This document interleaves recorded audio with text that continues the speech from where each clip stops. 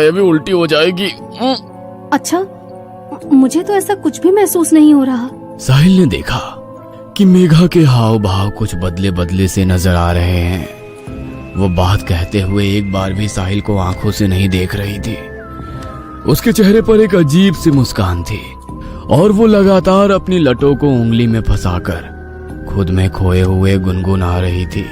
मेघा, मेघा, कहाँ खोई हुई हो? साहिल के जोर से पुकारने पर मानो मेघा होश में आ गई थी। अब कुछ हुआ क्या अभी? साहिल को मेघा कुछ असामान्य लग रही थी, लेकिन अभी उसने उससे कुछ नहीं कहा।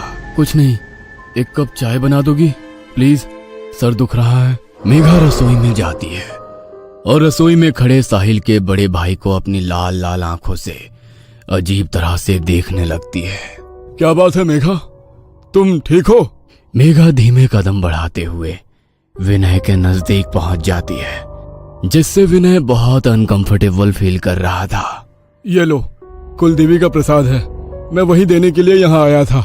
विनय प्रसाद जैसे ही मेघा के हाथ से छुआता है, वो एक दोहरी सी आवाज में चीख कर वहां से भाग जाती है। इससे पहले कि विनय कुछ समझ पाता, उसने देखा सामने से मेघा रसोई में आ रही है, लेकिन इस बार जेठ को रसोई में देख उसने पल्लू से सर ढक लिया था। माँ, आपको ये लड़की कुछ अजीब नहीं लगती?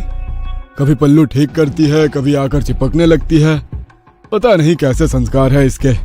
विनय अपनी माँ को रसोई में हुई घटना बताने लगता है।